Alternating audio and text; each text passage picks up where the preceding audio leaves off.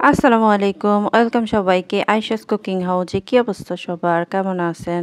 আজকের রেসিপিতে মজাদার এই থাকছে মুড়ির নাড়ু মুড়ির নাড়ু। বানানোর জন্য আপনার তেমন বেশি কিছুই লাগবে না। ঘরে থাকা কিছু উপকরণ দিয়ে এই নাড়ুটা বানিয়ে নিতে পারবেন। আর আশা করছি সকলেরই এই রেসিপিটা ভালো লাগবে। খেতেও কিন্তু দুর্দান্ত হয়েছে, একবার ট্রাই করে দেখবেন আর বলতে পারবেন না। অবশ্যই বানিয়ে খাবেন। তো রেসিপিটি বানানোর জন্য কি কি লাগছে চলুন দেখা যাক।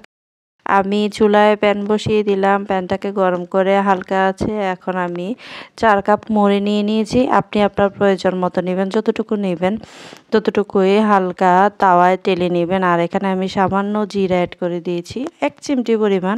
এটা দিলে একটা সুঘ্রাণ আসে, তবে আপনি যদি চান তাহলেই দিবেন, আর নয়তো না, স্কিপ করবেন। মুড়িগুলোকে মচমচে করে ভেজে নিয়ে তুলে নিব। আর এখানে আমি 1/2 কাপ তিল নিব, তিলগুলোকেও ভেজে নিব। তিলগুলোকেও হালকা আছে তাওয়ার মধ্যে টেলে নিব।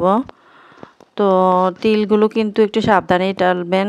এর একদম তেলতেলা ভাব চলে আসে, যখন টালা হয় তখন তেলতেলা ভাব চলে আসে, দলা পেকে যাওয়ার সম্ভাবনা আছে। তো এই তো আমার সবগুলো টালা শেষ হয়ে গেছে। এখন আমি বাটিতে তুলে নিয়েছি। আর এখন আমি এগুলোকে একে একে ব্লেন্ডারে ব্লেন্ড করে নিব। তো প্রথমে আমি মুড়িগুলো ব্লেন্ড করে মানে গুঁড়ো করে নিছি। আর এখানে তিলগুলো গুঁড়ো করে নিছি। আর দেখতে পাচ্ছেন আমার মুড়ি আর তেল গুঁড়ো করা হয়ে গেছে, কিন্তু আমি এগুলো একেবারে মিহি করে গুঁড়ো করিনি। আধ ভাঙা থেকে একটু বেশি করে গুঁড়ো করে নিয়েছি, মানে একটু দানা দানা ভাব থাকে এমন।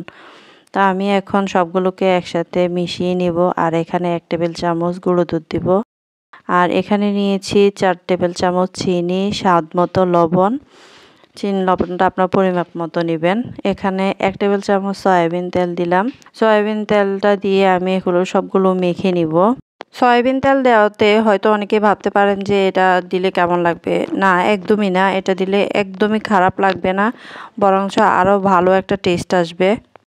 আচ্ছা, সবগুলো একসাথে মিক্স করে নেওয়ার পর এখন আমি সামান্য পানি দিব। পানি দিয়ে ভালো করে নেড়ে চেড়ে নিব, মানে মেখে নিব সবগুলো। এরপর আবার একটু পানি দিব, মানে 2 বারে পানি দিব। 2 বারে ধরেন 1 থেকে 1.5 টেবিল চামচের মতো পানি দিব। দিয়ে ভালো করে মিশিয়ে নিব। হাত দিয়ে চেপে দেখবো যে দলা পাকে কিনা। দলা যদি পাকে তাহলে আমি এখনই নাড়ু বানিয়ে নিব। তো আমার 2 বার পানি দেওয়ার পর কিন্তু দলাটা পেকে গেছে। এখন আমি আস্তে আস্তে করে একটা একটা করে নাড়ু বানিয়ে নিচ্ছি। দেখলেই বুঝবেন যে কিভাবে বানাচ্ছি। এখন কিছু গুঁড়ো দুধ নিলাম।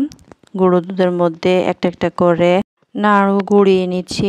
আর হাত দিয়ে নেড়ে নেড়ে পুরোটাতে সেট করে দিচ্ছি। তো এভাবে আমি একটা একটা করে সবগুলো নাড়ু তৈরি করে নিব। অসংখ্য ধন্যবাদ সবাইকে এতক্ষণ আমার সঙ্গে থাকার জন্য।